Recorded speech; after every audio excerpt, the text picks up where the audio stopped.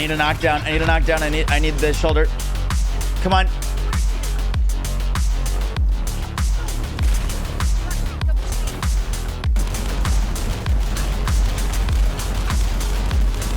Come on. Let's go. 36 seconds, baby. Yo guys, what is up? Max in our first Descendant video, and today we are going over my build guide for Gley. Now, I made a tier list a while ago and put Gley as the best bosser in the game in that tier list. Gley, in literally every single beta that this game has had, has always been fantastic at melting bosses. Her builds and stuff have been nerfed over time, but there is one build that's never really been gotten touched, and that is her infinite ammo builds. And today I want to break down everything you need to know about Gley and show why she is one of the best, if not the best, bossing character in the entire game. Before we get into the full build, I do want to acknowledge / give credit to Daquan, who I actually know from the Borderlands 3 days, who made a bunch of sick flak builds. He's been posting a lot about a very similar build to this. This build has been in existence for over a year now. It's existed in all of the betas, but he posted a video on this before me, so I do want to give proper credit and acknowledge and shout him out. I will have a link to his channel down in the description. If you guys would show him some of the same love that you've been showing me, that would be amazing. And yeah, guys, let's get into it. So Gley is a bit like a vampire character. She does not have a shield. She does not have mana. What she does have is health, and she uses her health for her skills. A lot of her skills will gain additional benefits based off of the amount of health that she has. You can kill enemies to get health orbs, but inherently she's one of the most unique and complex characters in the first Descendant, and it can be a little bit confusing to build her, but I want to talk about some different ways. Now, there are a bunch of different ways to build Gley. Unfortunately, I didn't have time to make multiple different kinds of builds on her, so I'm going to have another video that is just building around her 4, because the 4 is very powerful, but only if you really min-max and build for it. So this build, we're going to be focusing on her first 3 abilities and kind of ignoring the 4 a little bit. But to start us off, her first ability is called Frenzied. In Frenzied state, we're going to get increased firearm attack, penetration, but we recover less HP. And we're also going to get, it doesn't say that directly there, but if you look over the stats, we're going to get a 15% explosive attack increase, which is incredible. We will, in this Frenzied state, recover 50% less HP, and we receive 10% increased damage. So Gley, in her Frenzied state, takes a lot of extra damage and heals less. So while you're playing Gley, for example, if you see a health orb, it's fine to just turn off your Frenzied and run through a bunch of health orbs. You'll get a lot more health from them rather than if you run through them with this on. But this is kind of one of her best buffs because it just increases her damage by so much, but it's not without trade-offs. Her 2 ability is called Life Siphon. This is an AoE ability that has 2 different effects, whether you're in your frenzied or non-frenzied state. In your frenzied state is an AoE damage that is going to, per 10% of your HP consumed, increase the damage of it. I don't really build for damage on Gley. I don't use her as an ability damager. We'll have to use that when we're talking about the 4 build. But for this, it can be nice if you swap to your non-frenzied mode to basically do an AoE that's going to make sure that you are taking a lot less damage. It's 2% damage decrease with a max stacks of 10 stacks. So you can get 20% DR from this and then swap modes back into your frenzied state, which is really, really nice. But this skill is primarily a way that she can deal damage in a large area, and you're going to also recover health, which is kind of the key part of it. If you're mobbing and surrounded by enemies, you can use this for a quick heal, but you do need Gley's unique resource to be able to cast it. Those are the red bars at the bottom of her skill bar, and we'll talk about those in a second. Next up is her 3. This is arguably her strongest ability. When we're in a frenzied state, we gain maximized lethality, which causes bullets to not be consumed. While we're in a non-frenzied state, we apply maximized recovery, during which life sphere generation is increased. In maximized recovery, we get more running speed, more sprint speed, more movement speed. We're going to get more life regen from our spheres, and we're going to recover more HP. Once again, if you're low on health or about to die, it's a good idea to turn off her frenzied state, and then you can use things to heal yourself.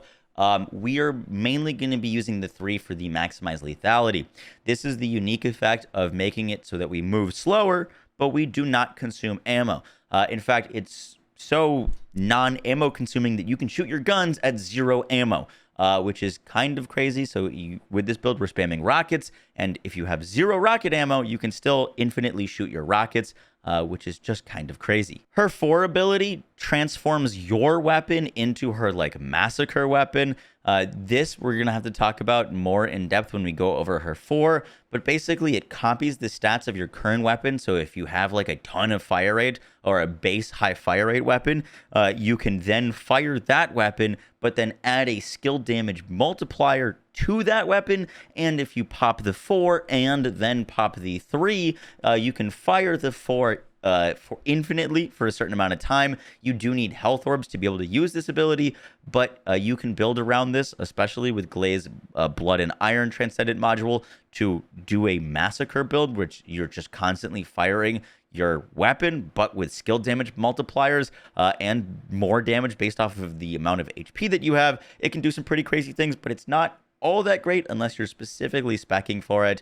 But that is her abilities. And lastly, her passive skill is Thirst. You're going to get more DR while you're non-frenzied, and you can get life spheres when you're killing enemies, which will recover some of your HP and also fuel your 2 and 4 abilities. Next up, let's talk about her reactor. Now, the reactor on Gley is not overly important for what we're specifically trying to do. As you can see, I'm like not getting the skill damage boost. And we have a blue roll for skill cooldown, which I'll explain in a second. But your reactor, when you're not building for skill damage on Gley, which we're not, is not overly important. However, the bottom rolls are, and it's specifically blue skill cooldown. If you can get duration, that's fantastic. Duration and cooldown are the best substats, but getting blue skill cooldown is really important. The reason for that is the colors for cooldown are unfortunately backwards. So blue cooldown is better than gold cooldown when it comes to your reactor. If we go into my Descendant module, you will see that our 3 has a 7.4 second cooldown. If I move this reactor and put on a gold skill cooldown with this reactor, I'm actually going to gain cooldown, as in now it's almost a second longer, even though I just put on a gold cooldown roll.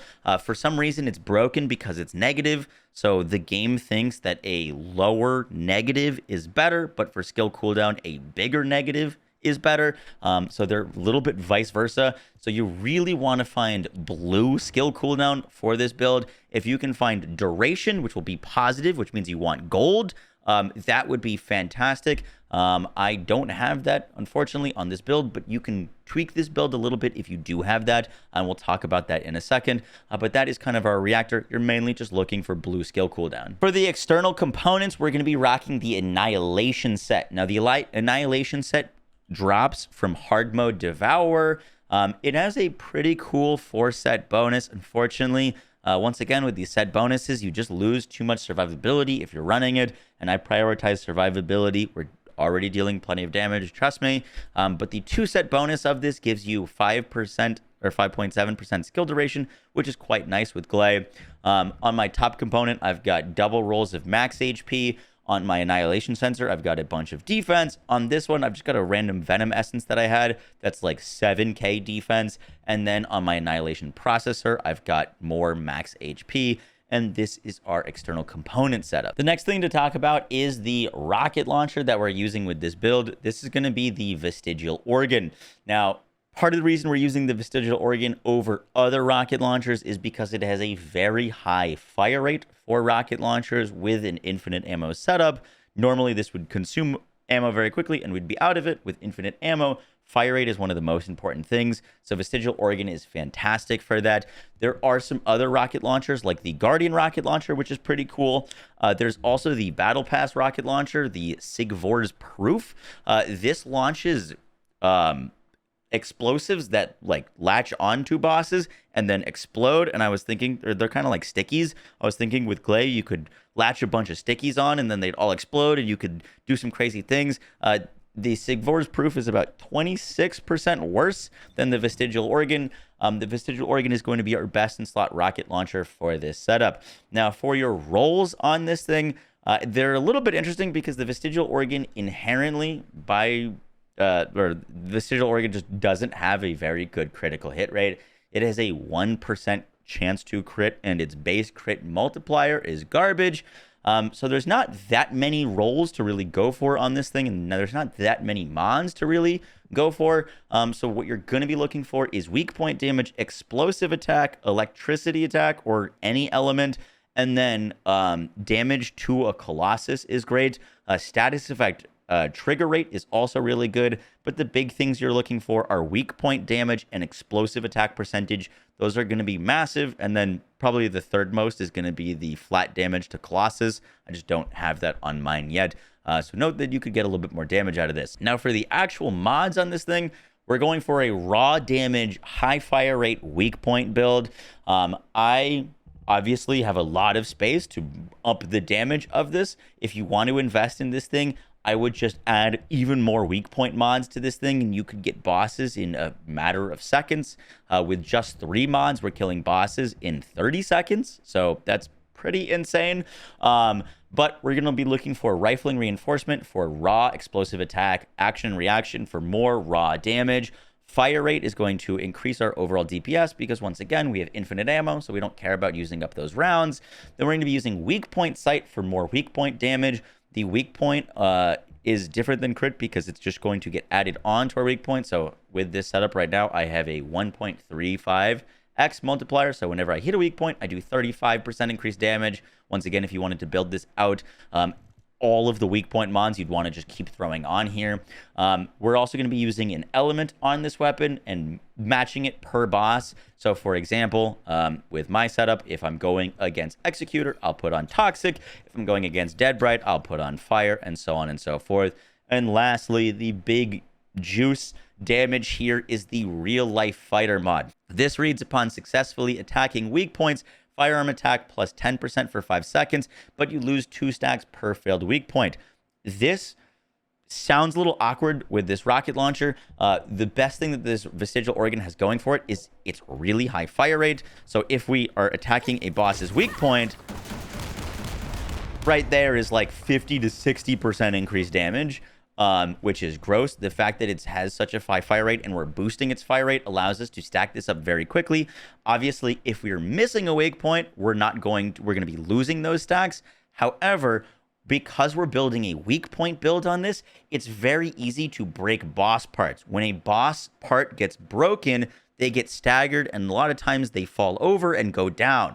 That is your moment to capitalize with this setup. You want to get close to a boss and just shotgun them with hundreds of rockets, and this will stack up very quickly. And that is where you'll see your true boss melts, is when you've got a boss down and you can just send these rockets into a weak point. The damage gets a little crazy, and obviously there's still so much room for increases to damage with this. If you're looking to farm for the vestigial organ, you have 2 options. Your first one is going to be the Fortress. You travel to the Aurora Forest, and the mission, the Snowy Heights, has a 50% drop chance to find one. You just game this mission for a little bit and you'll find plenty. It's a short mission.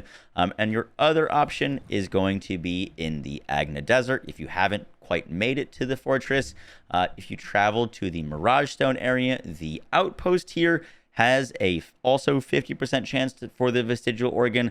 I would strongly recommend farming it from the fortress personally, because you can repeat this mission infinitely, and those outposts do have a cooldown on them. So this is where I recommend farming for the organ. Next up, we'll talk about our Gley build. Now I've got 3 setups here, but the big thing to understand is how to get 100% uptime on our 3.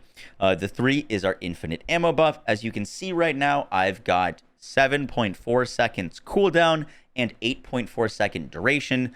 This means that as soon as my duration ends, I can just go into another one. So I have infinite uptime of the 3, which gives us infinite ammo for our rocket launcher, which is pretty crazy. And so in order to do that, you need a few key mods. First off is MP conversion. This is 36% skill cooldown, but we lose max MP. Obviously, we're using health with this build, not mana, so the max MP doesn't mean anything for us. Next up, we need Nimble Fingers. This is going to give us 25% skill cooldown, which is really nice. And then the other two mods that you need actually are Focus on Non-Attribute and Focus on Singular. Both of these are a 6.1% cooldown.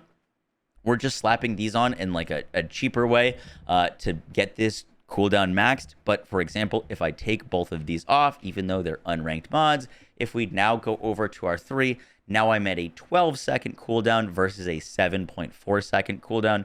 So those two mods are basically giving me half as much cooldown for that little bit, which is really, really nice. Now, if I did have a skill duration increase of gold on my reactor, and I leveled up my maximized duration a bit more, I would be able to get away without having to use one of these. So ideally, that's what you're going to do. That way you don't have two like wasted mod slots. I don't have that on my setup. I don't have like perfect gear. And so that's why I'm kind of needing to use both of these for the 100% uptime. But I just wanted to show that you can get away without using both of these.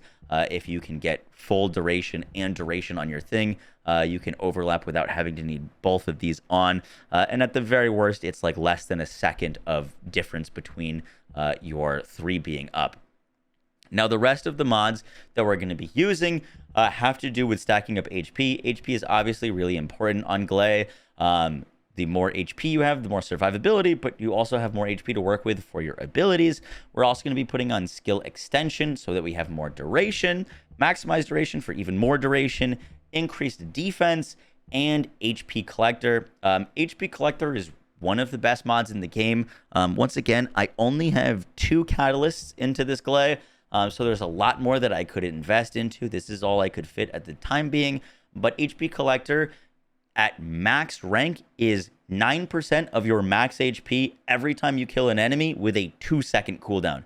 Every time you rank this up, the cooldown goes down. So you are able to just sustain your health like crazy if you build high percentage health. And then anytime you kill an enemy in a boss fight, when it spawns all those ads, you shoot a few ads, you can get tons of your HP back. And in mobbing, it's kind of ridiculous. I've got mine at a 6-second cooldown, which is just fine for me. But obviously, if you wanted to invest more into Gley, you would be maximizing HP amplification, maximize the duration, and maximize your HP collector for some really crazy results, and also increasing your defense. I'm just working with what I've got here now. This is the setup I use for bossing that you saw in the intro.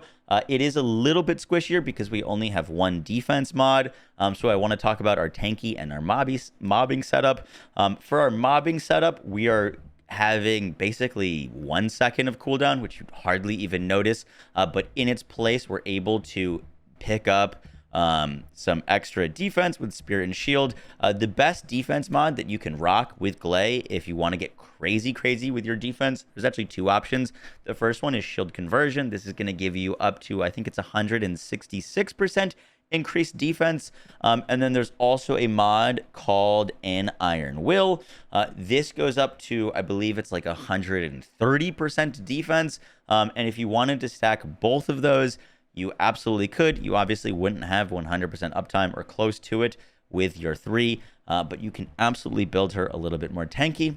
This is what I'm rocking right now, but Spear and Shield we're substituting for that other mod for a little bit extra defense. The next thing to talk about is our tanky setup. On the tanky setup, the big thing that we're adding is a more ranks of our shield conversion.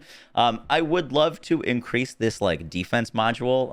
Obviously it's very close and I'd get tons of returns on this. It's on my other characters exactly like this. So I'd break a lot of my other builds if I ranked this up. But on our tanky setup, we're getting even more defense for even more damage reduction.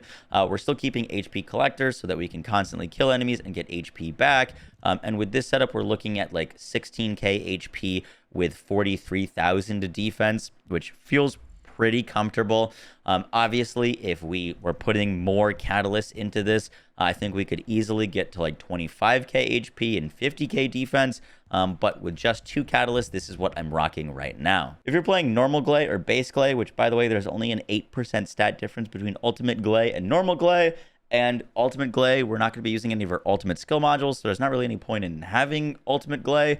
I just got her because she comes with the extra slots, but the only difference between ultimate Gley and normal Gley is you would need to level her up twice more and use 2 more catalysts to get the extra slots.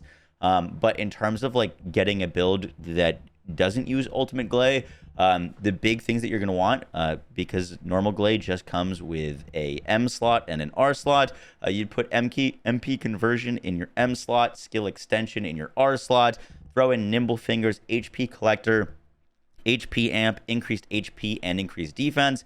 If you are on normal Gley, you're going to need to rank down either the HP amp or the increased defense, just to have a little bit less defense or HP to like fit this setup. I like have sockets here, so I can't move these things quite around, but you could put the HP amp, and then you'd need your defense. Instead of rank 14, you'd need it to be rank 10. But this is a setup that you could use that has everything that you really need in it.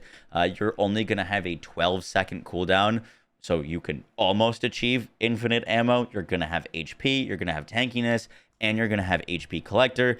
So this is a great setup for just kind of getting into her. You would need a reactor in her to get this setup exactly. If you don't have a reactor at all, you'd probably lose either HP collector as probably what I'd get rid of. That's kind of like a luxury item.